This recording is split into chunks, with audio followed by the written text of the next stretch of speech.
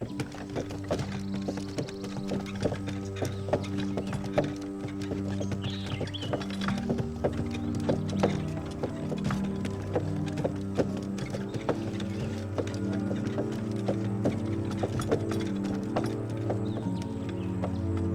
ఏనండహో, ఈ రోజు అమావాస్య.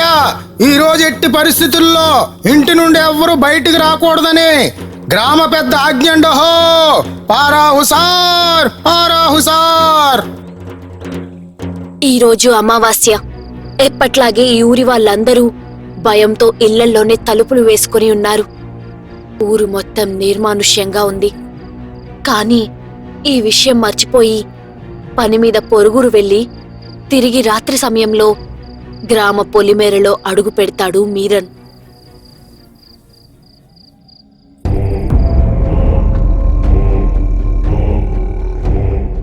వచ్చాడు వచ్చాడు, అమావాస్యతో ఊరి పొలిమేరలోకి వచ్చాడు. చేస్తాడు చేస్తాడు, మన గురువు చేతిలో చేస్తాడు. పదండి పదండి, ఆలస్యం ఎందుకు, ఎత్తుకొచ్చేద్దాం పదండి అని ఆ అరకొండపై ఉండే 4 దెయ్యాలు పట్టమంచం మోసుకొని ఆకాశంలో ఎగురుతూ వచ్చి మీరన్ ముందు దిగాయి. ఆ దెయ్యాలను చూసి భయంతో మీరన్ పారిపోబోయాడు. దెయ్యాలు మీరన్ని లాక్కొచ్చి కాళ్ళు చేతులు వెనక్కి కట్టి మంచం మీద పడేసి ఆకాశంలోకి ఎగిరిపోయాయి. మీరన్ అరుపులు విని గ్రామస్తులందరూ బయటకు వచ్చి ఆకాశం వైపు చూస్తే ఆ 4 దెయ్యాలు పట్టెమంచంపై మీరన్ని వేసుకుని ఎత్తుకుపోతున్నాయి. అది చూసిన గ్రామస్తులు ఏమీ చేయలేక బాధపడతారు. అలా ఆ పట్టెమంచం ఆ గ్రామానికి దూరంగా ఉన్న పెద్ద కొండ దగ్గరకు వెళ్ళాక మాయమైపోతుంది. వెంటనే ఆ కొండపై పెద్ద మంట కనిపిస్తుంది. గ్రామస్తులందరికీ అయ్యో అయ్యో అయ్యో అయ్యో అయ్యో. ఇది నరవ అనే ఒక గ్రామం. ఈ గ్రామంలో అమావాస్య వస్తుందంటేనే అందరూ భయంతో ప్రాణాలు గుప్పెట్లో పెట్టుకుని ఉంటారు. దానికి కారణం ప్రతి అమావాస్యకి అరా కొండపై ఉండే 4 దెయ్యాలు పట్టెమంచం మోసుకుంటూ వచ్చి కొన్ని సంవత్సరాలుగా ఎవరినో ఒకరిని ఎత్తుకుపోతున్నాయి. అలా మంచం అరా కొండపైకి చేరుకోగానే 4 దెయ్యాలతో సహా మంచం కూడా మాయమైపోతుంది.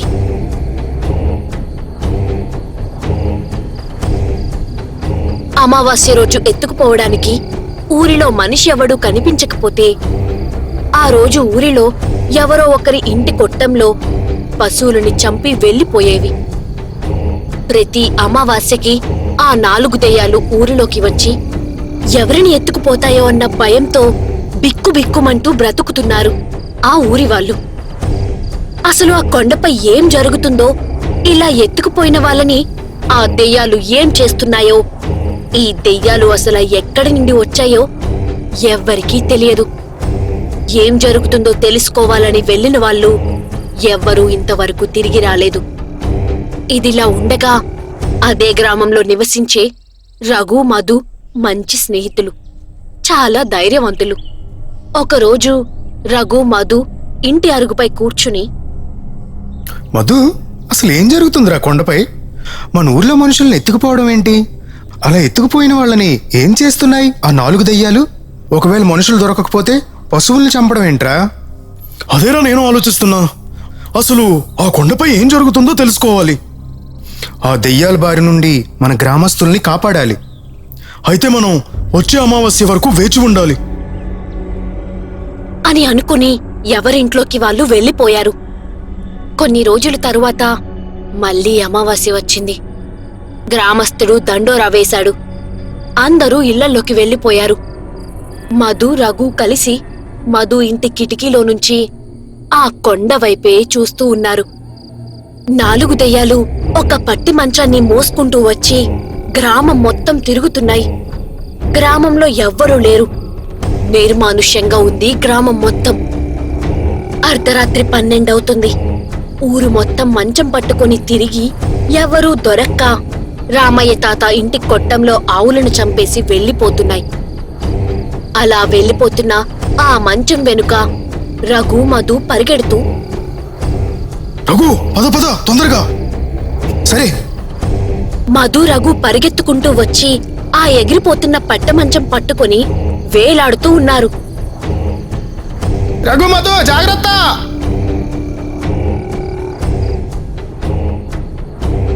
4 దెయ్యాలు రఘు మధులని చూసి నవ్వుతూ రఘు మధులని తోసేస్తాయి.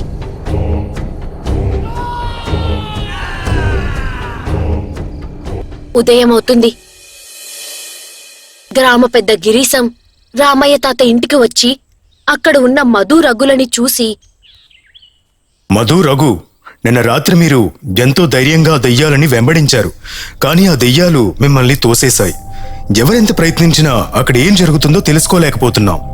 తీసుకువెళ్లిన వాళ్ళని ఏం చేస్తున్నాయో ఆ దెయ్యాలు ఇప్పటికీ చాలా మందిని ఎత్తుకుపోయాయి.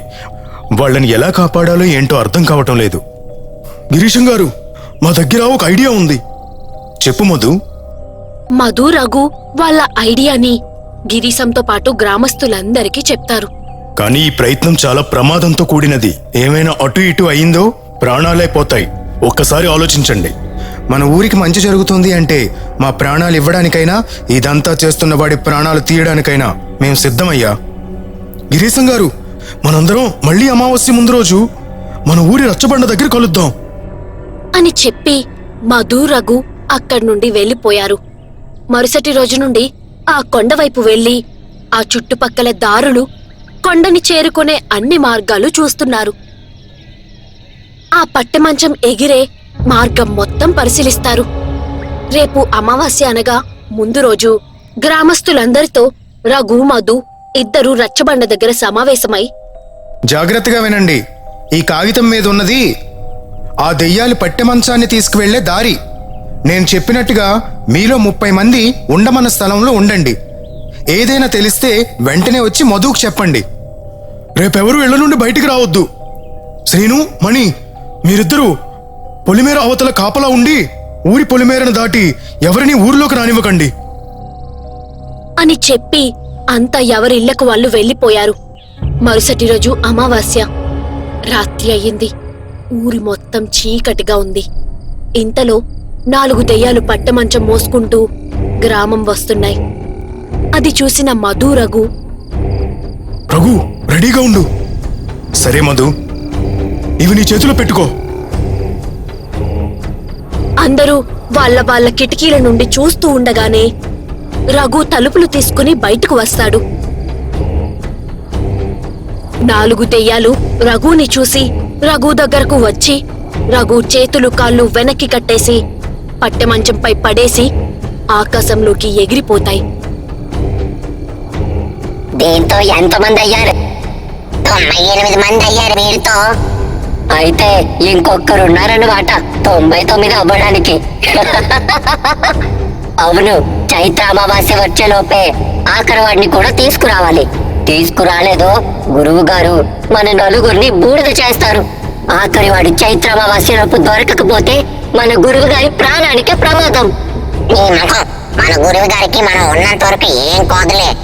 అయినా అతని ప్రాణాలు అతని దగ్గర లేవు. మరి ఎక్కడున్నాయి? అది చాలా పెద్ద రహస్యం.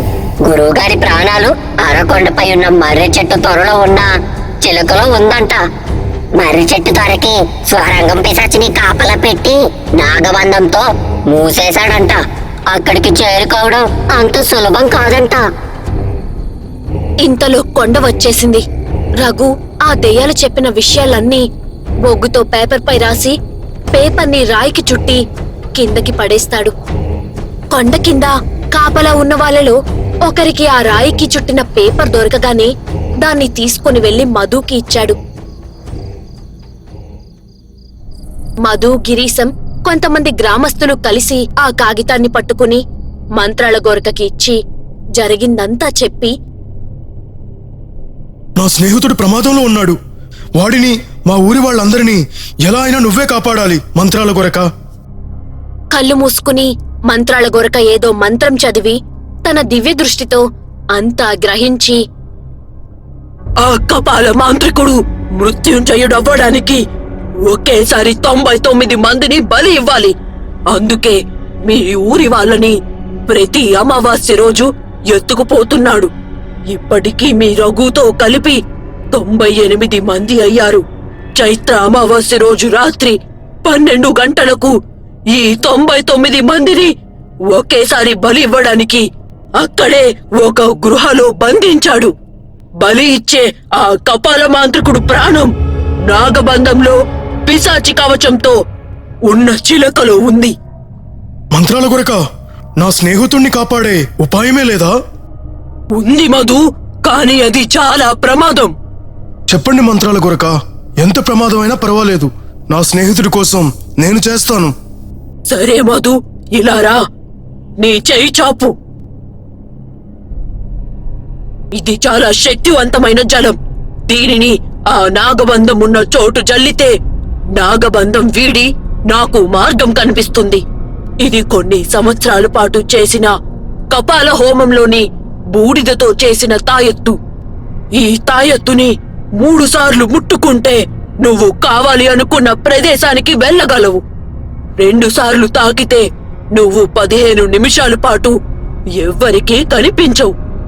ఒక్కసారి తాకితే నువ్వు అనుకున్న పని చిటికెలో అవుతుంది. కానీ ఈ తాయెత్తు 3 సార్లు మాత్రమే పని చేస్తుంది. జాగ్రత్త మధు అని చెప్పి మంత్రాల గోరక ఆ తాయెత్తుని మధు చేతికి కట్టి చెవిలో ఏదో చెప్పి ఒక మూట చేతికిచ్చింది. వెంటనే మధు ఆ కొండవైపు బయలుదేరుతాడు. మధు తెలుసుకున్న సులువైన మార్గంతో కొండపైకి ఎక్కి చూడగా అక్కడి నుండి కొండదారి నిటారుగా ఉంది. ఎక్కడానికి వీల్లేకుండా ఉన్న ఆ కొండపైకి చేరడానికి మంత్రాల గొరక ఇచ్చిన తాయెత్తుని 3 సార్లు తాకి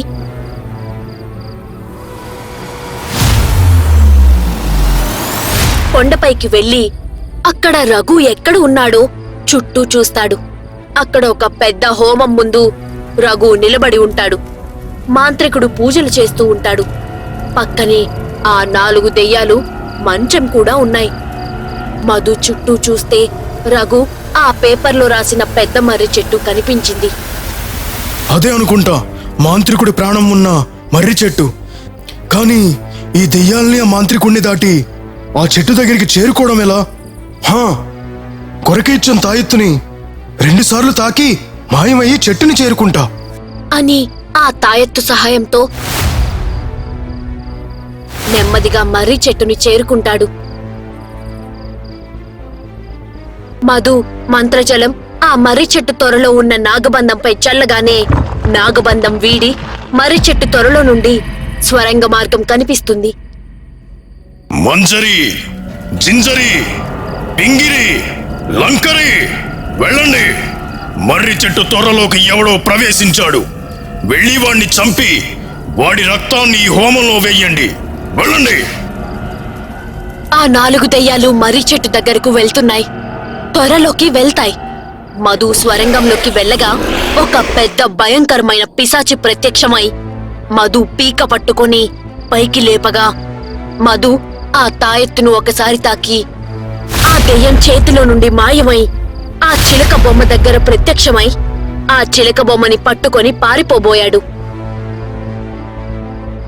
ఆ గృహలో బందీగా ఉన్న పిశాచి గృహ బయటికి వెళ్ళలేక, ఓ మంజరి, పింగరి, లంకరి, జింజరి, అదృశ్యమైందే చిలక బొమ్మ. అదిగో ఆ మానవుడే దొంగలించాడు. వదలొద్దు, చంపేయండి, వెళ్ళండి.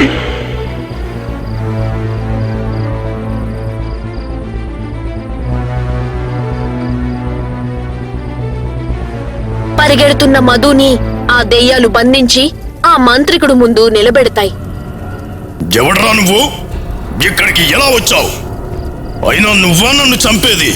ఉండు, ముందు నిన్ను చంపి తరువాత వీడిని బలికి సిద్ధం చేస్తా.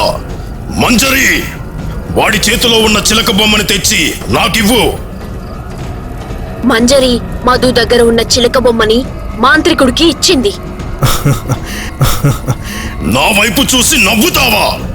పింగిరి, మంత్రఖడ్గం అని అనగానే పింగిరి మంత్రికుడి చేతికి ఖడ్గాన్నిచ్చింది. మాంత్రికుడు ఆ మంత్రఖడ్గం ఎత్తి మధు పీక నరికేలోపే మధు చేతుల్లో ఉన్న అసలైన చిలక బొమ్మకి ఒక కాళ్ళు రెక్క రెండూ విరిచేశాడు. మాంత్రికుడి కత్తి పక్కన పడేసి కాళ్ళు చెయ్యి విరిగి కింద పడిపోయాడు. నీ దగ్గర ఉన్నది నకిలీ బొమ్మ, ఇది నీ ప్రాణం ఉన్న చిలక బొమ్మ. లంకరి, ఆ బొమ్మ తీసుకో. లంకరి మధు దగ్గరకు వచ్చేలోపే తన చేతిలో ఉన్న చిలక బొమ్మని ముక్కలు ముక్కలుగా చేసేశాడు మధు. మాంత్రికుడి శరీర భాగాలు అన్నీ చెల్లాచెదురుగా పడి గిలగిలా కొట్టుకుంటూ ఉన్నాయి.